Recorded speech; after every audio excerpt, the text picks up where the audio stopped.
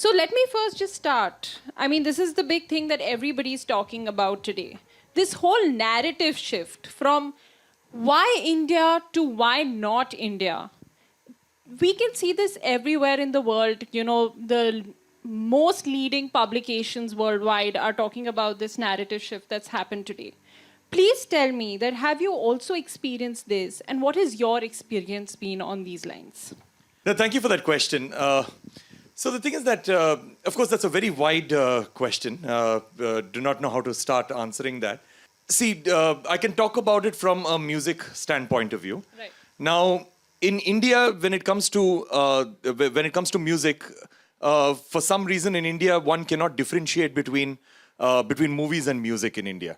Like, for example, when I tell somebody, of course, I've not done any movies, but when I tell somebody I'm a composer, the first question I'm asked is, which movie have you composed music for? Or if somebody is a singer, the first question they're asked is, which movie have they sung for? Because for some reason, the film industries, whether it's Bollywood or whether it's the regional film industries, are so deeply entrenched with with the music industry in general, and that's how it has been for a while now. And that's for various reasons. So when a Bollywood composer or a Bollywood singer goes to a foreign country, okay, and performs over there, then they are usually able to fill up a complete stadium. They're able to fill up a complete hall. They get a large audience. But who is in that audience? It's just the Indian diaspora and nobody else. Because with just a few exceptions, which you can count on your fingers, Bollywood music has not actually broken cultural barriers. So they've just appealed to Indians in India and Indians everywhere in the world, which is not a bad thing. Because with 1.4 billion Indians and with such a large diaspora that India has abroad, it's a good thing to cater just to us Indians. But what I'm trying to say is that we haven't broken cultural barriers. And the people who have actually broken cultural barriers are actually the traditional and the classical musicians. Right. Now, I'll come to your answer. I'm just giving a little bit of a preamble. Like, for example, when I was 19 years old, I had gone to San Francisco and I watched a Pandit Ravi Shankar concert. And prior to that, I'd watched a couple of Bollywood concerts in America, in New Jersey, in San Francisco, and a couple of other places. So when I watched this Pandit Ravi Shankar concert, of course, the music was absolutely amazing. He was playing pure Indian classical music. But what really struck me was the audience. That the audience inside that hall was very representative of the demographic of the city itself. Like, for example, if the city had an 80% Caucasian population, it was an 80% Caucasian population inside the auditorium. 5% Asian population outside, 5% Asian population inside. Because this gentleman, he was playing pure Indian classical music. Pure Indian classical, traditional music. He wasn't playing the guitar, he wasn't playing a Western instrument. He was playing pure Indian classical music in a foreign land. And he was breaking cultural barriers and exposing this Indian tradition and Indian music to people who would normally not be exposed to, in general. So he had created this popularity abroad, and he even decided to move abroad. He was not living in India. He decided to move abroad because somehow he felt that he was getting more respect for his music outside of India than in India. And that's why he moved abroad. Zakir Hussain moved abroad, Fazal Qureshi, and so many other people. Ustad Ali Akbar Khan, Anushka, everybody has moved abroad because of that. Now, everybody knows who Pandit Ravi Shankar was, right? Yes. Yes? What is the, shout out, what instrument did he play? Perfect. He won the Bharat Ratna. Everybody know that? Yes. The biggest civilian honor ever. What is his daughter's names? The other daughter? Nora Jones? You're aware, right? Yeah. So that is what. Okay, can anybody over here name one album of Pandit Ravi Shankar? He's made 65 albums. Can anyone name one album of Pandit Ravi Shankar? Can anyone name one song of Pandit Ravi Shankar? Nobody. Because we've been taught, for many, many years, we've been taught that our own culture and our own traditions, especially when it comes to the art forms, is uncool. And we've been taught to listen to music, which is basically Western music with Indian lyrics. That's all we've been taught to do. So, but now, coming to your question, we see a resurgence of that, where people want to learn Indian instruments. People are feeling proud of our culture. And there are various reasons for this, which I will get into. But right now, we are seeing a resurgence of that for the last few years. My music also is primarily Indian. Even though it's fusion music, it is primarily Indian. And I see, and the people who, if you're craving for Western recognition, now everybody in India know that if you're craving for Western recognition or craving for global recognition, that's a better word. Gone are the days when you have to do English music, or you have to make music which is in Western forms of music and all of that stuff. You just have to dig deep into your own roots, figure out what is it that makes you uniquely Indian. Figure out what is it that makes you culturally and traditionally an Indian, showcase that music and showcase those art forms, and you'll get recognition from all over the world. So I think, that response has highlighted some very key challenges, right? The fact that how, traditional artists saw that they were getting a lot more appreciation abroad, and that's why a lot of them were moving abroad. Also the fact that how there's a certain template in India, right, that has been set for music, and there is a certain cool template. And if something doesn't fit, which largely traditional music would not fit, it was not cool for people to follow. But now, like you said, there is a resurgence. One of the resurgent points we can also see that, in the Mann Ki Baat of the Prime Minister, I think there have been various episodes where he has spoken about promoting Indian music, preserving Indian music. Have you seen that translate into any positive impact in the music community? And has that actually nurtured further, budding musicians who are practicing these traditional art forms today? Absolutely, because Mann Ki Baat, I listened to it quite intently, because Mann Ki Baat, the biggest quality of Mann Ki Baat is that it's completely apolitical. If you listen to any of the Mann Ki Baat episodes, there is never any politics in it. There may be a lot of politics in what everybody says otherwise, but Mann Ki Baat is completely apolitical, and it's absolutely amazing. Now, the thing is that there are, let's see, when it comes to music, of course, I've learned a lot of things from Mann Ki Baat, but when it comes to music, there were two things that I can talk about. One is that Prime Minister Modi spoke about 2 or 3 musical instruments, which I've forgotten the names of, but I've worked with those musicians later on. But there was a revival. Like, one of them was basically the mandolin. He spoke about U. Srinivas, and he spoke about the mandolin. Right. And he said that this is an instrument which is sort of like, especially from an Indian context, it is sort of like a dying art form. And the great Srinivas, he basically sort of brought a revival of it. There were a couple of other instruments he spoke about. Then I remember he also spoke about the Hornbill Festival. Right. He also spoke about the festival which happens in Ladakh, the music festival. So he spoke about all of these things, and and this brought, that it brought our consciousness into all of these, all of these areas when it came to music. And then, of course, like, even if you look at the Padma Awards, for example, the Padma Awards for the last couple of years, the only people who are winning Padma Awards when it comes to music are people who are creating music at the grassroots level. Yeah. They're not people who are multi-award winning musicians, or people who are doing pop music, or somebody's friend, or, something like that. People who are winning awards when it comes to music, you've never heard of them. Like, for example, when you look at the Padma Award list for the last few years, and you look at people who have won especially for arts and who are musicians, right. You look at the names and you've never heard of them, and then you go and Google them, and then you realize that, wow, these guys are absolutely amazing, that they're doing such amazing work when it comes to folk music, when it comes to tribal music forms. And these forms need to be uplifted, and they're constantly uplifted on Mann Ki Baat and through these awards, simply because when it comes to our indigenous music, our tribal music, now, let's make a differentiation. One is, of course, our traditional music forms like Indian classical music, like Carnatic and Hindustani music. And then you've got a tribal and indigenous music, which predates that by more than 1,000 years, actually. Now, when it comes to this tribal music and this indigenous music, these traditions have been passed down orally for many, many centuries and many generations.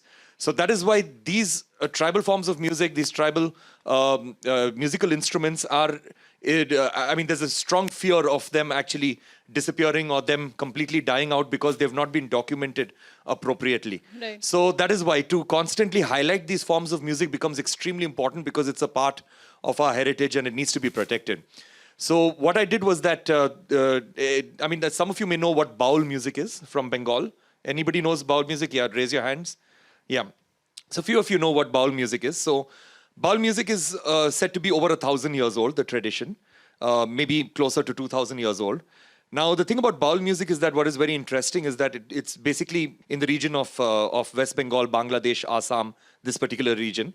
And these were people who suffered from being from a lower caste, during this particular period, about over 1,000 years old. They suffered from being from a lower caste. They were constantly persecuted. So they decided that let us get out of this caste confines And our pathway to God is not going to be through a person. Our pathway to God is going to be through our voice. Right. You know, we're going to sing, and that is our way to invoke God.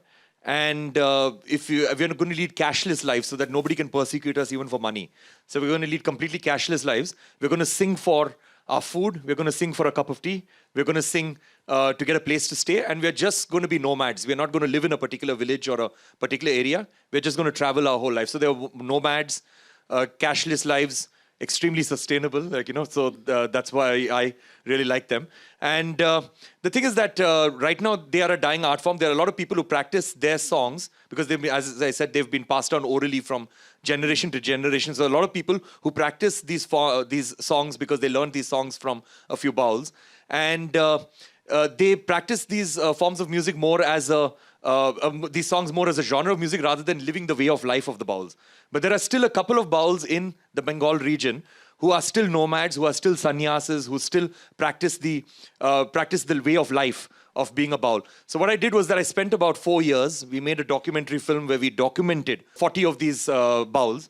And we documented their music. We put it on a OTT platform called Mubi. It's a UK-based platform. It was very successful. So that way, the traditional lives on, and that's what I'm trying to do. Trying to meet tribals from all over the country. Right now, I've already documented a whole lot of tribal forms of music in Odisha, in Andhra Pradesh, and different places, so that these traditions basically live on and their music lives on because they sing about really cool stuff. About coexistence, about humans' relationship with nature, all the stuff that we need to learn from. Because they've got a whole wealth of knowledge that has been passed down through these songs from generation to generation that not only we, but the whole world can benefit from. Wow. So I think that's so inspiring, isn't it? Especially for our students here who are studying like a multitude of course disciplines. I mean, it's amazing, right? That how, actually documenting the journey of these traditional artists is really sparking cultural revival, social impact. And it's really amazing to see how, like you said, that music is being used to spread a social message. I mean, I think that's a lot of inspiration for all our budding musicians sitting here today. So before I go on to talk about the environment, I think you raised a really interesting point, about the democratization of talent recognition that's happening today. So the Padma Awards are now very fondly known as the People's Padma, right? Because we're seeing it being more inclusive. And it comes in a time when in other fields, there is a lot of nepotism that is being attached to awards. So what do you think has changed, when it comes to these civilian honors for art forms in the last decade? I think what has changed is that deserving people are getting it. I think that's the most important thing, that people who really deserve to win it get it. And now the thing about awards is that there are multiple ways to look at awards. Now, one way to look at awards is that somebody's done fantastic work, say you're going to award them. Now, what are they going to utilize that award for? Is it going to be vanity that, yeah, I won an award, I'm the best or whatever? Or the second way to do it is that I've won this award, I've been given this platform, and this amazing platform, more people are going to take me seriously because I won this award. So what am I going to do with that platform, I'm going to do bigger and better things with my art form. And not only that, I'm going to make this world a better place, because more people are paying attention to me. Now, when you're giving an award, so this is about receiving the award. When you're giving the award, there are two ways to look at that too. One is that you give the award, as I said, for somebody who's done something great. So you're giving them the award so that they can do bigger and better things with that award. Or the second thing is that you're making an example of that person so that, like somebody's done great work, you're making an example of that person so that you're inspiring 1.4 billion people to do equally good work as that particular person. So I feel that and plus you're getting that person known in that particular way.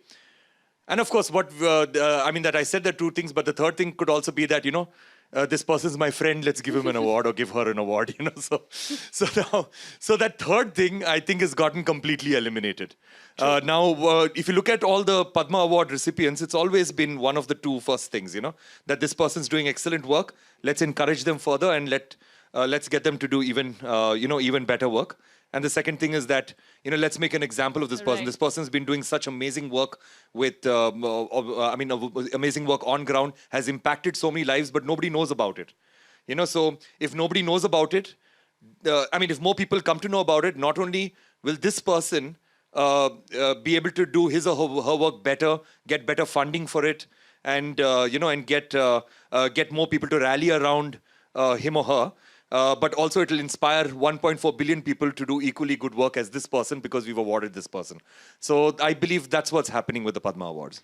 Yeah, and I think it's so encouraging to know that, right? I mean, it's also very encouraging for people who want to take this up professionally to know that, nepotism or friends is not, you would get recognized as long as you're doing good work, or you're probably bringing to the forefront an art form which is rather not known, or rather has lost its importance. You would actually be rightly rewarded. Not importance, more about lost its relevance. Yeah, absolutely. I think that's the better way to put it. So obviously, after winning your historic Grammy Award, you were invited by the Prime Minister to meet with him. And I think we've read several interviews where you say you're quite positively inspired by him and his work. What transpired in that meeting, and how did that change things in terms of the way you were looking at things? Is there any sort of change that happened after that meeting? So in 2015, I won my first Grammy Award. And after I won my Grammy Award, I was invited by the Honorable Prime Minister for a meeting. And I was told on the phone call that it's going to be a 5-minute meeting. And most probably just a photo op, for which itself I was quite honored that, with so many people in India, I get to meet the leader. So I went for the meeting, and it ended up becoming a 1-hour-long discussion because we started speaking about the environment. I started speaking about my role with the United Nations, and the conversation became a beautiful, long, lengthy conversation. And of course, I was extremely impressed by our Prime Minister's thoughts on the environment, on climate change. And then he told me that he was going to be visiting the climate change conference in Paris that year. That is the COP21, the climate change conference. For those of you who maybe have forgotten about that conference, it still is the largest conference of nations ever in the history of our planet. 195 presidents and prime ministers coming together, not foreign ministers or secretaries, but actual 195 presidents and prime ministers coming together under one roof in Paris to discuss how do we mitigate the effects of climate change and how do we make this world a better place for our future generations. So he said that he's going to be having the main stage. He told me that he's going to be announcing the Solar Alliance, which is a cool project between France and India, which is about generating a whole lot of solar energy through nations which have a tropical climate. Anyway, so he told me about all of this. He told me he's going to be delivering a speech over there. And then that is when we were talking about our music. My journey of music, I can get into that, but that's a long story. But nevertheless, I've always been an environmentalist and I've always been a musician my whole life. And I explained that to the Prime Minister. And I told him that some of my music is about the environment, but I also do a lot of commercials. I also do a lot of other stuff. So then he's the one who encouraged me that, you're so passionate about this and music is your art form. So why don't you just dedicate your life and your music entirely to this one purpose that you're so passionate about? And that was a push I actually needed. And he also told me that, if you make some music that I really like, and which includes people from all over the world, then he said that I'll launch it over there at the climate change conference, and the main stage in front of all those world leaders. I'll do that. So I thought, okay, accepted. And I remember leaving his office because if the Prime Minister of a country gives you career advice, you're going to take it a little seriously, right? So I did that. And then I decided that, this is exactly what I'm going to do. This is the push I needed. And I left his office thinking very strongly that this is all that I'm going to dedicate my life to. Every single piece of music that I'm going to make is going to be about the environment and positive social impact around those areas. And that's the only kind of music that I make today. And then I made the album. It is an album called Shanti Samsara, World Music for Environmental Consciousness. 500 musicians from over 40 countries. Very, very successful album. Performed it now in more than 30 countries. And of course, our Prime Minister, true to his word, he took copies of the album. He gifted it to all the world leaders, and he launched it over there with the then French President François Hollande and the then United Nations Secretary General Ban Ki-moon. So it was a beautiful meeting. And then after that, I ended up winning 2 more Grammy Awards. So now I'm up to 3 Grammy Awards. Wow. So I'm going to take a pause here, and now I'm going to move the baton to our students. So is there anybody who would like to ask a question? And then I'm going to come back to my questions. So anybody who would like to ask a question, if you could put your hand up so that we can pass the mic to you. Yes, we have a question there at the back. My name is Monish Raghavanji, and I was listening to Sir's speech and how passionate he was to create a change. Sir, what made in your life to go towards this, addressing the environmental, because something must have, inspired you in your life, in your childhood, and that have caused. I want to know what's that, so we students also can do the same. So I'll take about 2 minutes to answer this. So as I mentioned, I've always been an environmentalist and a musician my whole life. I mean, even when I was a very young child, my parents and we used to live, when I was very, very small, when I was like maybe in nursery, we used to live in this place which was in the middle of nowhere, a lot of wooded areas around us, lots of trees, lots of nature. And because of this, a lot of creepy, crawly animals and a lot of dangerous animals and reptiles would enter our home, like snakes and lizards and chameleons and frogs and rodents and things like that on a regular basis. So my parents, my teachers used to always say that as soon as you see these animals, just step on them and kill them immediately, And I was very drawn towards them, I used to go close to them. Of course, I was a weird child, so I used to go towards them. I used to look into their eyes, try to see personality in every single animal, think of them as being my brothers and sisters. And my question to my parents and my teachers used to always be that if you're supposed to kill them immediately, then why do they exist, They obviously have some sort of purpose. Of course, now we all know what our ancient culture has taught us for many, many centuries, that every single species of animal, no matter how seemingly insignificant or seemingly dangerous, is a very important part of our ecosystem. And it's this ecological balance that keeps all of us alive and serves all of us equally. So later on, of course, when I started off my musical career, I started doing a whole lot of commercials for television and radio. In a span of, I did that for about 14 years. In 14 years, I had more than 3,500 placements all over the world, mainly working with jingle production houses in America, in Japan, in in Europe, in France, and all of these places, basically. So after doing this for about 13 or 14 years, I realized that these big brands have understood the power of music. So much so that they're ready to spend a few $1,000s on me to actually create a piece of music for them to sell something, because they're always trying to sell something. And not only that, they're ready to spend a few $1 million to actually put this music on television and radio, because they understand that music is a very powerful language, not just for communicating a message, but for retaining that message deep in the consciousness of a listener. Because when you listen to a jingle, when you listen to a sales pitch, when it is musical, it sticks with you. Because that is how powerful music is. Every country in this world has got a national anthem. Why do we have a national anthem? And that national anthem, the minute you listen to the first 3 or 4 seconds of it, the moment you listen to the first 3 or 4 seconds of it, immediately it gives you a sense of patriotism, and that is the power of music. And that's why every country has got a national anthem. So music is a very powerful tool. So then that is when I decided that I myself need to harness the power of music based on things that I feel strongly about. So then that is when I decided that, that is when I decided that, that I need to use music for positive social change. And I started doing that, but I was still doing my commercial work. But then, as I mentioned, after meeting Prime Minister Modi, that is when I decided to move entirely to that. And I decided that I'm just going to make my life and my music about this. Because right now, people in India are not expressing themselves through their music. Very few people are doing that. Everybody is waiting for somebody to pay them money to make music. Like a film producer or a commercial maker or a brand manager or, an advertising agency. Like if you think about it, and everybody's trying to follow current trends. Like if you think about it, like an artist like Vincent van Gogh, okay? Vincent van Gogh, one of the greatest contemporary artists. So Vincent van Gogh, if he was making a new painting, I cannot imagine him going to all the neighboring art galleries and saying, okay, what is everybody doing, Let me do something similar. What is in fashion? Let me do something similar. No, he would dig deep into his soul, try to figure out what is he thinking, and then he would make that painting be a part of him and a part of his philosophy. And if I wanted to know more about Vincent van Gogh, I'm not going to read a book about him. I'm going to look at all his paintings and I'm going to say, okay, this is the kind of person Vincent van Gogh was, I'm going to let his art define him as a person. But right now, every composer is doing item songs.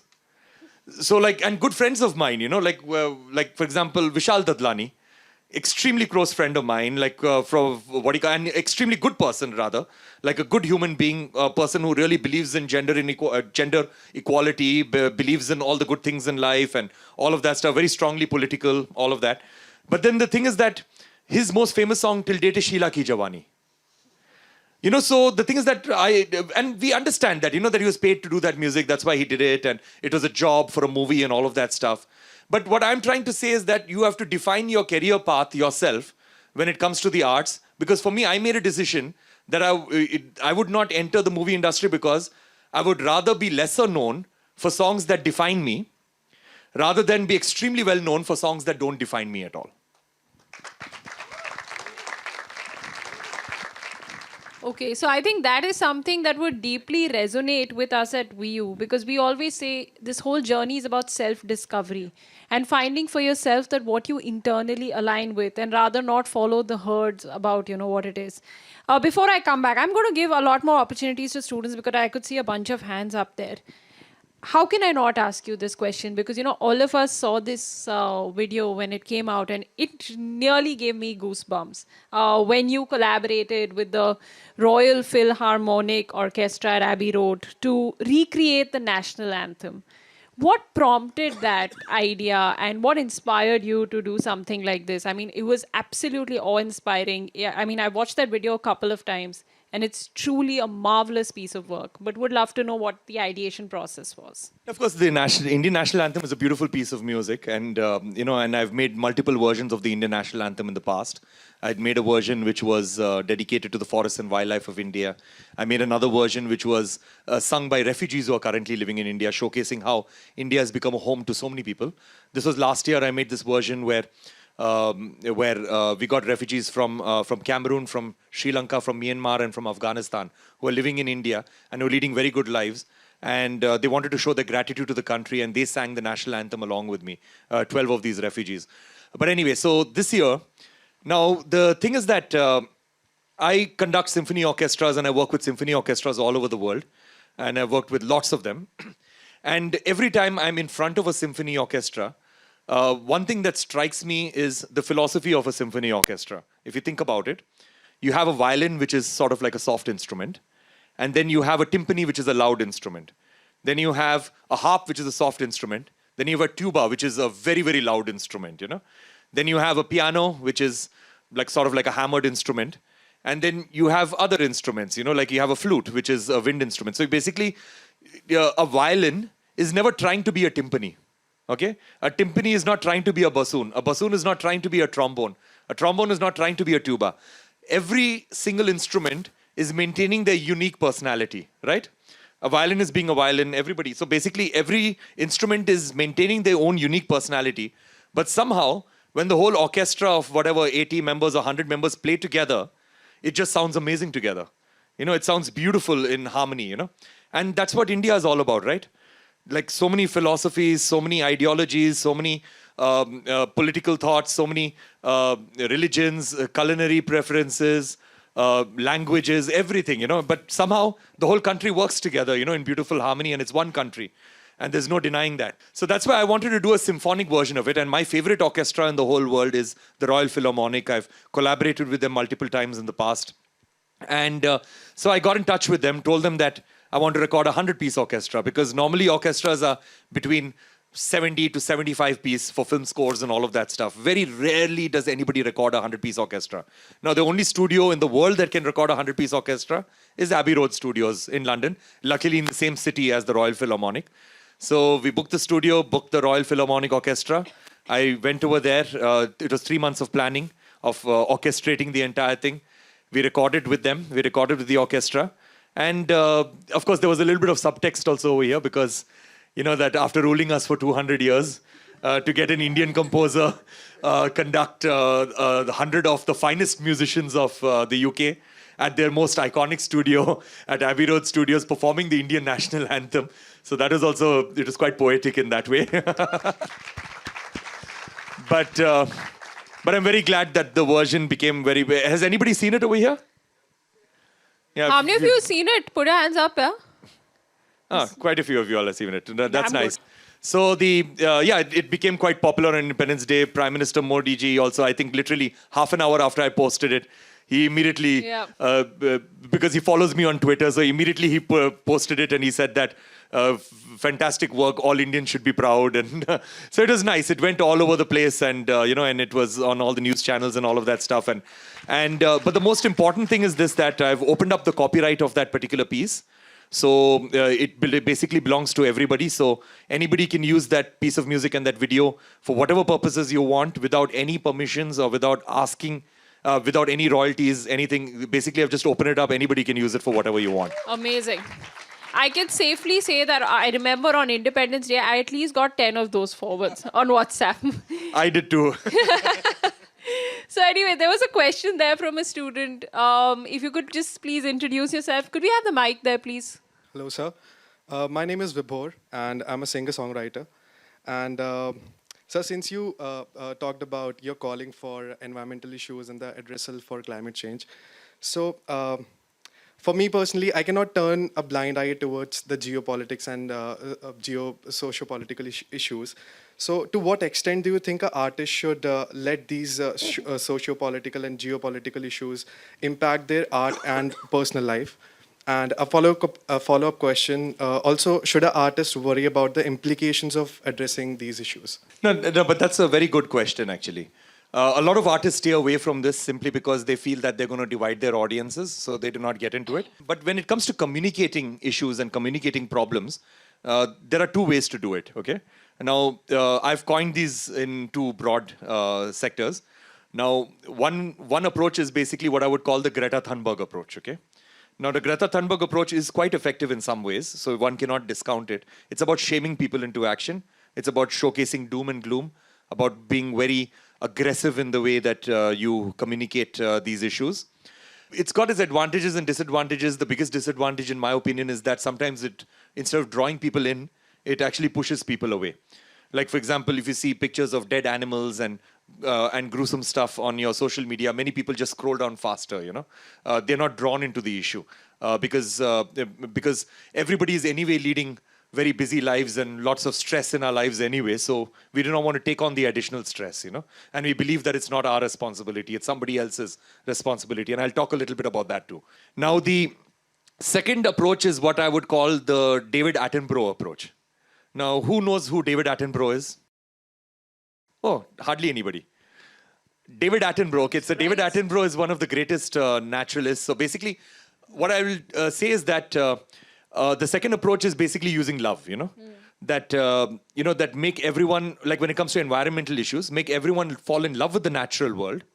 And hopefully through that love, people will find it within themselves to protect, to conserve, and to sustain. Now, Baba Diome, a very popular Senegalese philosopher, he once said that at the end of the day, we as human beings, it's in our nature, we as human beings will only protect things that we love. You know, because that's how we are. We'll only protect things that we love. We will only love things that we understand, and we will only understand things that we are taught. So basically, education will play a very, very key role, and that is where the arts will play a very important role, because unless we are taught about something, we will not understand it. And we will never love anything unless we understand it, you know. So I guess positive reinforcement will play a very important role. Now, with all the problems that we face on our planet, whether it is environmental problems like climate change, or there's deforestation, or plastics pollution, air pollution, all of these issues, or social issues like poverty, hunger, malnutrition, education, gender inequality, gender violence, water, sanitation, so many issues, I believe that the biggest threat to us as a human species is the constant thought that we have that somebody else will make a difference, you know? We're always waiting for governments to make a difference, intergovernmental bodies, politicians, leaders, NGOs to make a difference, when the truth is that the only way we can bring about meaningful change is if we change ourselves. You know, we always talk about changing the world. Everybody wants to change the world.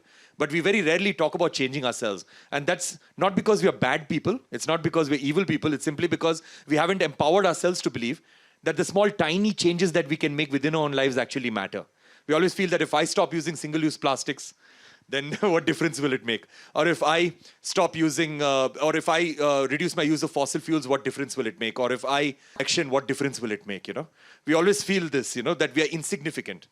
Now, how do we change mindsets? How do we make everyone believe around us that, or how do we encourage all of us to believe that we are significant and we can be the change that we want to see in this world? Now, we can showcase a ton of scientific data to people, which is very important, the scientific data. But we can showcase a ton of scientific data and it will not bring about any change in mindsets. You can showcase a ton of analytics and data, it will not change any mindsets. What is needed is for artists, and in my case, musicians, to take these complex ideas and thoughts, and to collaborate with scientists, to collaborate with policymakers, and to simplify these complex ideas and thoughts into the simple and emotional language of music so that you're hitting the hearts and souls of people. And it's only if you hit people emotionally through the hearts and souls, through storytelling, through arts and all of that stuff, that people will find it within themselves to change their own behaviors and to make this world a better place for everyone and everything. Right, sir. Thank you. I think you gave me an idea for my next prog rock song. Thank you. Wow. I think that's a very, very powerful statement to make. And before, I know there are some more questions there, but before I come back to that, so as we know, you're very passionate about the environment. There's so much that you're doing in the space of sustainability and promoting sustainable development. What do you think is the trajectory that the country today is taking? Do you think that, we are moving in the right direction when it comes to espousing environmental causes? Do you think the government is doing enough? What is your take on it? I think there are two aspects of this. One is at a policy level. At the policy level, I think the government is doing a tremendous a lot. Not a little bit, it's doing a huge amount of work. First of all, when it comes to geopolitics itself, if you think about it, up to maybe about the last 8-10 years, the thing is that India was always considered to be a country when it came to intergovernmental decisions. Because of my role with the UN, I can tell you this very, very personally, that India was always looked upon as a country that always sat in the sidelines, that India would never participate in any discussions. India would always go with the flow.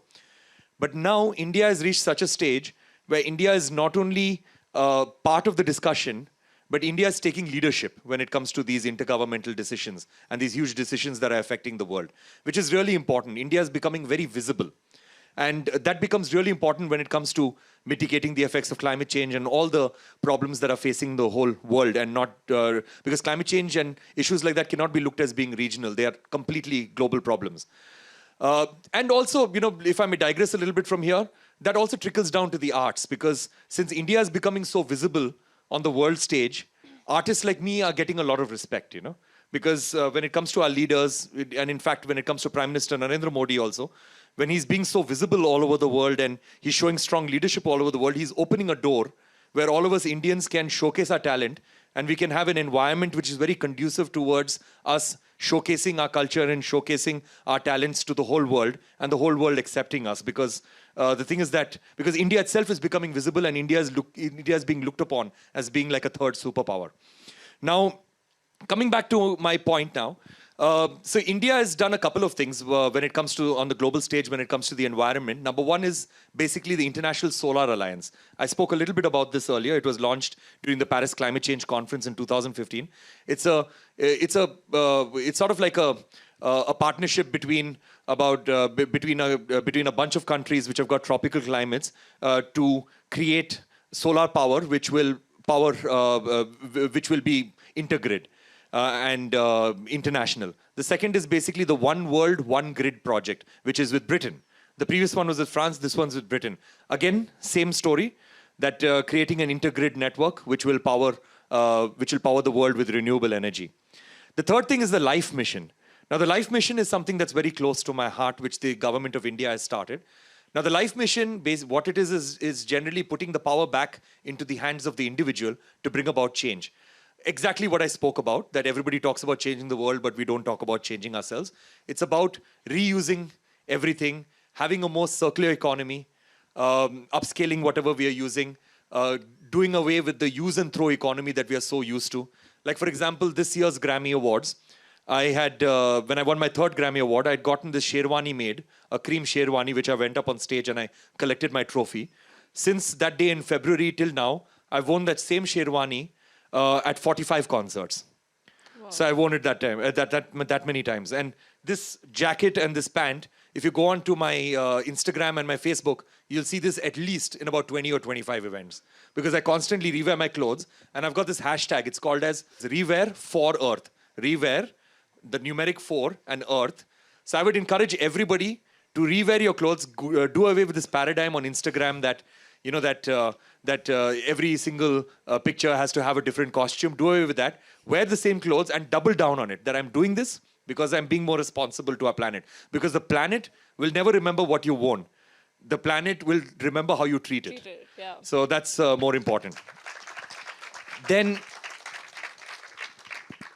yeah, so basically this is what is happening on a governmental level, and on an individual level, basically, I would say that, the life mission becomes really important. I think thank you very much for breaking it down for us, that what's being done at a global level as well as at the government level, because I feel that a lot of the work, the good work that is being done by the government, at times it happens that, it's not necessarily reaching the youth. No, but another thing I wanted to bring up is that, since you brought that up, also we as city people, some of you are from cities, some of you may be from rural areas. The thing is that, especially when it comes to the cities, we live in bubbles, Yeah. and we do not sensitize ourselves to the problems of rural India. Now, when it comes to the environment, India is a very complicated country, and we have to acknowledge that. Because in India, through my extensive travels in rural India and tribal belts, I've realized that there are only two kinds of problems in India. One is a problem of survival, and the second is a problem of thriving. So the problems of unfortunately, the environment is in a country in the global south is always looked upon as a problem of thriving rather than a problem of survival. Problems of survival are more immediate problems, like what I mentioned of education, poverty, hunger, malnutrition, gender inequality, gender violence, innovation, education, water sanitation, that kind of stuff. So the thing is that unless you fix these problems, you will never be able to get people to buy into the whole environmental issue. So you have to have a very holistic view towards problem solving in a country like India, which makes it very complicated for our government. Now, when it comes to sensitization of ourselves, I'll tell you this, and I'll take a minute to tell you this. Do any of you remember that very famous picture in Kerala, which had come out in the beginning of the pandemic in 2020? There was this picture of a female pregnant elephant which had died while standing in a water body. Raise your hands, those who remember that picture. Yeah. A lot of you remember that picture. So it was. So the story behind it is that there was this female pregnant elephant. She wandered out of the forest in search of food, and she walked into this neighboring farmland, and she walked in and she found a pineapple over there. She ate the pineapple. Little did she know that the pineapple was filled with explosives. So she ate the pineapple, and she was fatally injured. And she wobbled her way about half a kilometer to a lake. She went in the middle of the lake, and she died while she was standing. And that photograph was printed everywhere in the world, whether it's New York Times or LA Times or BBC or in Russia. Every country basically posted, because it was a very heartbreaking image. And it really brought a lot of anger. And of course, there were knee-jerk reactions from everywhere, especially from the youth, that that farmer should be hung upside down, the farmer should be killed, the farmer should be thrown into jail, they should throw away the key, all of that stuff. And the farmer should be punished. But if you think about it, when these kind of problems happen, the first thing we should do before putting the blame on somebody else is look inwards. Because we as city people, if we do not have electricity for 1 minute, we are so inconvenienced. Correct. Okay, if a new iPhone comes out and it goes out of stock, we're like, why can't they make more of these? Why can't they make more of these? Or if a new electronic gadget comes out and they do not make enough of them, we're like, why can't they make enough of them? Now, where is all that coal coming from for making that electricity? It's coming from digging up those forests, the homes of the elephant. Where is all those manganese, iron, nickel, cadmium, lithium, silica for making those iPhones coming from? It's coming from digging up those forests. Now, so it's our consumption patterns. It's completely our consumption patterns, which is basically destroying those forests, okay, due to mining and whatnot and deforestation and stuff like that. It's destroying those forests. The elephant has no other option but to walk out of the forest to search for food. And the elephant ends up going to a farmland, and the farmer has no other option but to protect his or her livelihood and the lives of his or her family. So the farmer has to make the punishable. Then the farmer should be punished, but the farmer has to make the punishable offense of actually trying to protect his or her livelihoods and his or her family's lives by doing this ridiculous thing of putting explosives in the fruits. So what I'm trying to say is that we need to start looking inwards whenever something like this happens, because every single person in India is at fault for that elephant dying. I think what you said is true at so many levels. And, I think it's so important that you brought this issue to the forefront, that, a lot of us who stay in the city, you know, young people, old people are like, we stay in our own bubble. And we are very unconnected and disconnected with actually the issues that are being faced at a grassroots level. And that's probably another reason why we don't even appreciate in entirety the work that is being done by the government. Like you said, policy making is very complex, right? And in fact, you know, we would see this in the last decade, that one of the biggest reasons why we've done so well is a lot of the policies that have been introduced have second order and third order impacts. Yes. Right? So it is not only a situation where it is like, for example, you know, something that maybe a lot of us can't relate to today is that, you know, in rural India, most of the women a decade back would be going to collect firewood. Yeah. It would, you know, it's obviously leading to deforestation. Second is also about the health hazard that was being caused to them by lighting up of that firewood. Now you have Ujjwala today, which is, you know, providing all these LPG cylinders. Now, to your mind, immediately, the first order impact would be that, okay, you're giving a cylinder. No, but think about this, right? The fact that you are giving them the cylinder, you are saving their time of having to go into the forest, get that firewood, go through that whole complex procedure of setting it up, making the food. That's giving a lot more time on those hands of those women, and that's transforming lives. No, the Ujjwala scheme actually is quite an important one, because it is. The thing is that the United Nations has got this organization which is known as the Clean Cook Stoves Foundation. Okay, you can read up about it. Now, so basically what happens is that the WHO had determined that 7 million people on this planet die every single year because of air pollution. Now, out of those 7 million people, 6 lakh of them are basically children. 6 lakh of them are children. Now, we would think that it's because of the air pollution and all of that stuff, but no, most of these 6 lakh children are dying because of indoor air pollution. And indoor air pollution is because of dirty cook stoves. You know, and that is what this Ujjwala scheme has done. Because especially when I'd gone to Araku Valley sometime back, this was, I think it was in 2017 or 18 when I'd gone, 2018 when I'd gone to Araku Valley and I was speaking with the farmers over there. The farmers, all of them would tell me the exact same thing, that our children used to be coughing all the time. Yeah. And now that has stopped. Yeah, you know, so that is the impact of this, you know. So it's just a brilliant impact of that particular scheme, where that scheme has not only changed people's lives by making their lives far more productive, but it has also saved lives. Absolutely. So now we can take another student question. Anybody who would like to ask a question? Hello, sir.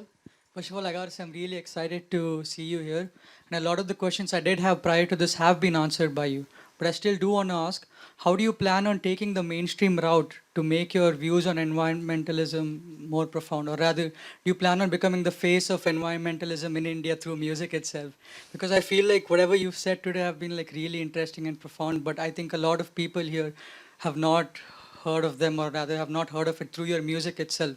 So I want to know, how do you plan on taking it mainstream? I think that's more a question for you. Can you do that? You know, because at the end of the day, I'm not a mainstream musician itself. So basically, what happens is that it's up to you to carry my music forward, and it's up to you to carry, because that's the whole point of doing this whole exercise, right? To speak to all of you, and then hopefully you all can magnify it. That's what I'm doing right now. I'm going towards your point right now.